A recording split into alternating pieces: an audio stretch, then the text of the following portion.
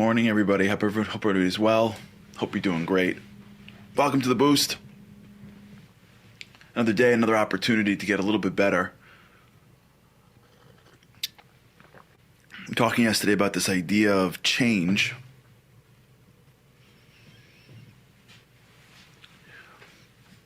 Our mind loves yesterday because yesterday's familiar. And so what ends up happening is when you look out into your day, our mind says to you, or says your mind says to you, our mind says to us, if I can stay consistent in my grammar. This looks familiar. Let's do this. This thing, that's unfamiliar. Let's not do that. I had this with one of my kids once. We had gone away for vacation once. And thank God, it went really well. We didn't do anything fancy. We went to my grandparents' home in Delray Beach, Florida. But it was like perfect. It was a quiet little home in a cul-de-sac in the middle of a retirement community. For those who have grandparents that live in retirement communities, especially Jewish Holocaust surviving retirement communities, you sort of get this. You know what I'm talking about? We went down for a long weekend. And just the way the house was set up and the walk to the communal pool that was totally empty, right? And just the weather. And we went out to dinner one night. Like it worked. Thank God. And I remember the year afterwards, we couldn't stay in this house, and we ended up not getting reservations at this restaurant. Whatever it was different. It changed. One of my children was really upset. I was like, "What's going on? Like, we're in Florida. Like, what's the problem?" And he explained to me that, no, I wanted it to be like last year. Like, he came down with the image of last year, and he had such a good time last year that he expected it to be last year. So the restaurant that we went to last year, this year happened to have had a flood, whatever it was, and they shut down for 5 days, and those are the 5 days we were there. So we went to a different restaurant. But it wasn't the same restaurant. It wasn't the same experience. He was playing a tape in his head of last year's experience, and then trying to match the world with the tape, because that felt familiar. That worked already. That thing that I did, that I enjoyed, I know I enjoyed it. And so my brain's going to look for the familiar thing, because if it's familiar, then it must be good. And that's in a way how many of us lead most of our lives. When I go through my day, what I'm craving. Now, there's a lot of good to this, by the way, because when you do things that are familiar, your brain doesn't need to work as hard. So your brain is free to do other things. Like there's a lot of good to this. This isn't all bad, right? When you take, for things that are not necessarily, super important. Like, I don't think it's super important to change the route you go to work. Every once in a while to mix it up, fine. But if you can wake up in the morning and then sort of subconsciously be at your desk, there's a value there, right? Like your brain knows, get up, do whatever you do in the morning. Hopefully if you're doing things of spiritual natures, you're not just doing it subconsciously, but all right. Let's get to the work part, or better, to the travel part. If you can get in your car and drive to your thing and, just subconsciously get off the highway at the same exit and pull into your spot, or get on the train, or whatever it is that you do, and end up going to the elevator and hitting the coffee room and getting your desk. And by the time you get to your desk, you've used 0.1% of your brain. That's a very valuable thing, because your brain now, since you only have a limited amount, so to speak, of willpower, and your brain's a muscle, your brain now has more energy and more room to do things that are more creative and more difficult. Every time you drive, it's like a whole thing, like you're lost, like you're in a new city. If you ever go to a new city and rent a car, like that feeling before Waze. Those of you, forget it. If anyone here is listening that remembers life pre-Waze, it's a different world. It's a different life. Remember life pre-Waze? If you didn't have the car with GPS in it, because only the highest end luxury cars had that. So if you were in a car without GPS and you had to download MapQuest, remember MapQuest? Put in the directions, hold the sheets in front of you as you drive. And there's no redirecting and recalculating. You get off the highway in the wrong exit, like you're stuck. You got to find a way to get right back to where you were. There's no recalculating. There's a new route. You're in traffic. You're in traffic. If you can figure out how to ride the side of the highway, then that's great. But usually you're just sitting. That feeling you get, I don't know if you've ever experienced this. New neighborhood, new community, no Waze. You're just like, how do I get around? What do I do? I'm lost. Your brain's in overdrive. It's good that we don't have that every single day, because we get to work and be like, I'm done. You'd show up to your job and you'd be like, okay, wow, that was really exhausting to get here. I'm ready to go home. You're saying it would be impossible. But there's value to your brain saying, no, I know how to get there. Let's take that route. But here's the thing. If all we're doing is living towards the things that we're familiar with, that means that we're literally living in the past every single day, right? Because your brain, think about it, is just your past. Even the imagination that you have is really based off your past, because you need context to imagine. I can't imagine, walking through the streets of India. I've never been there. I can't even imagine it. Maybe if I saw it somewhere, I can imagine it, but that's also my past. So if I have no exposure to anything ever, my brain has no way of doing it. Now my soul, and this wisdom, and it's deep. Let's not get to the spiritual wisdom and how you can get things from your soul that you've never seen. Okay, that's advanced spirituality, but just between, a regular normal person. All my brain is my past. So if what I'm really doing is going into my present and trying to find what's familiar, then what I'm doing is I'm going into my present and trying to find my past. And we wonder why we don't grow exponentially. Because as life, in parentheses, God, sends us new stuff, we tend to either try to find that which is familiar, or to ignore it, or to complain about it. Because it's new, and it's more, or it's less. It's just different. And when things are different,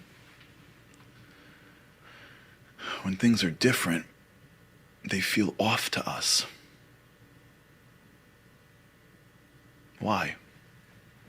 So let's go back to our brains. If everything that is my past that I'm familiar with feels familiar to me, and I associate being familiar with being me, who am I? I'm just basically a collection of things that I've already experienced. So I've associated that which I've already experienced with me. So things that are new experiences that come my way that I've never seen before, never experienced before, never had to do before, those things aren't me. I know me. And the thing that I'm doing doesn't feel like me. Now, so what happens to us, this is where a lot of our lack of growth comes in, is that when you go out into the world, you lead with your brain and not with your soul. And your brain wants yesterday. Now your soul wants greatness. And greatness is usually in things that you haven't done yesterday. And if you've done them yesterday, usually you're trying to grow past to something else. So even if you've done it You got to get better at it. You got to take it to the next level. And so every single day we walk around, and what's happening is that we're getting opportunities for greatness. We're getting opportunities to stretch and to extend and to expand. Getting opportunities to try new things. We're getting opportunities to show ourselves that we can live without things. You know, when the kids don't eat, they're starving.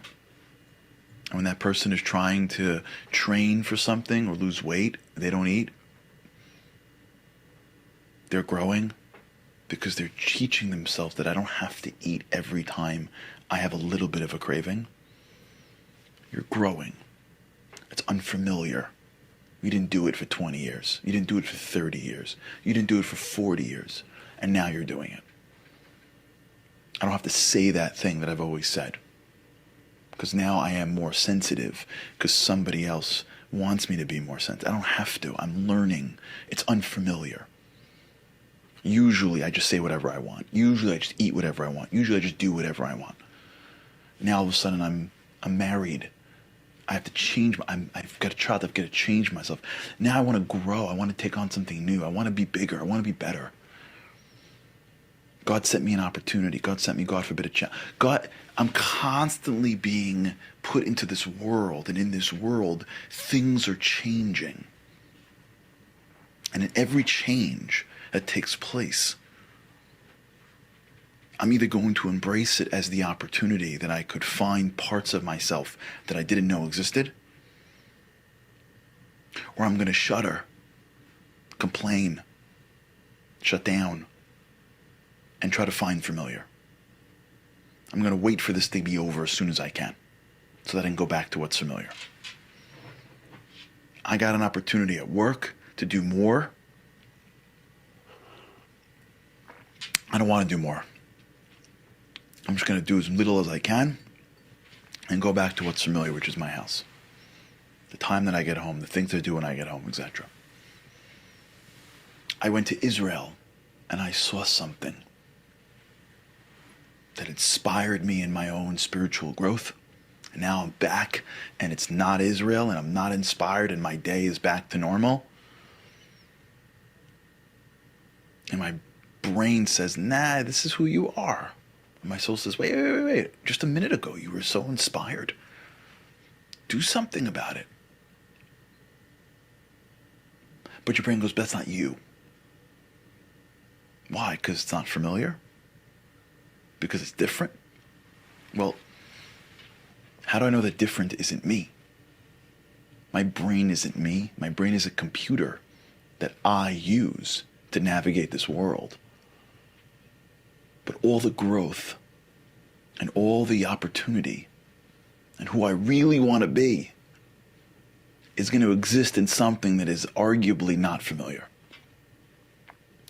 And that, I think, if we understood this idea and reviewed it again and again and again and believed it, not just heard it, but actually believed it. If we actually believed this, believed it, the person that I'm going to be is through things that are unfamiliar. That means me, the real me, not my brain, not my hands, not my eyes, me, the essential me, cannot become who it is supposed to be unless I travel through the unfamiliar. Because if I'm traveling through the familiar, that was me yesterday. And if I am alive, most likely it's because I have something to do today that I couldn't finish yesterday. And so for some, unfamiliar is a little unfamiliar. A little unfamiliar. It's the same thing, just the facts are different. I'm still in class, I'm just taking a new subject. And for others, they're willing to embrace the unfamiliar. I'm out of school now. I got to figure out how to make it in the real world. They didn't teach that to me. Okay, I got to figure it out on my own. That's why, by the way, if you look at kids that are struggling in school, for those that are a kid or that have a kid struggling in school, do not give up on the child. One of the reasons why you do not give up on children that are struggling in school, A, is because it's a child. Even the thought to give up on a kid because of school is insane. But that's for a different story. That's a parenting concept. Because a lot of times kids that struggle in school do not feel school as familiar. And when they get out into the outside world and the rules are different, it's not structured, it's not based on subjects, you don't follow a curriculum, there are no clear tests. Different. You win more by collaboration than by isolated study. No one cares if you memorize, they care if you can apply. Sometimes having the guts to say the things that you would never say in class is exactly how you get what you... It's a totally different system. In some jobs. In some jobs, not. In some jobs, it's like school. It's just applied school. But a lot of times when a kid goes through life and struggles in school, struggles with that geographic set of friends that are based not only on, like, kids are stuck into like a cohort of people that were born around the same month, live in the same community, and sometimes kids, they can't survive. They can't thrive in these areas. And we think that they're not going to make it because they told us that if you can't excel at these subjects, you're not going to make it in school. And it's just not true. You need education to get through life. You need to know how to do things like to read and to write. You need that for sure. But you do not have to excel in an educational institution to make it in life. And if you need any examples, just go to the Barnes and Nobles and take half the books off the shelf. And the reason why a lot of these kids that have the right background, not background, they're the right support systems, whether it's mom and dad, whether it's teachers that believes in him, sometimes it's the coach, sometimes it's a grandparent. When these kids that have some support, some we believe in you in their lives, because school is unfamiliar to them. When they get out into the other world, the real world, they do not fall back on the familiarity of structured systems. So they allow unstructured environments to be their new familiar setting, and the world is unstructured. Spiritually it's structured, but physically it's unstructured. And so sometimes, you see this all the time. I see this all the time, and I'm sure you see this all the time. People that are like the least likely to succeed in their high school yearbook, when they get out, they can breathe. They don't know how to follow the rules as much, but they make their own. And you know what? In today's day and age, you can make your own rules.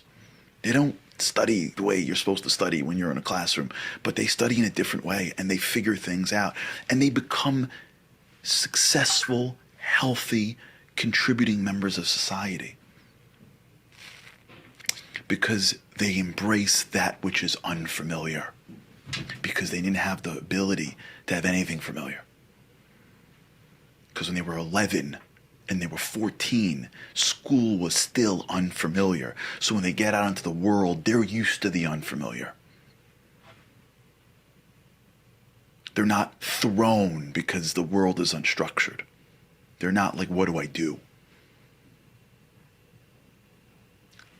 All the time. And by the way, to the flip side, there's a lot of people that do great in school and do great in life. There's no rules. There are those that do great in school that don't. Those that do great in school and do. Whatever. I'm just saying. Feeling unfamiliar is the darkness that we walk through to get to the light. All right, we'll talk about it. All right, everybody. Have an amazing day. With God's help, I cannot wait to see you again tomorrow. Have a great day.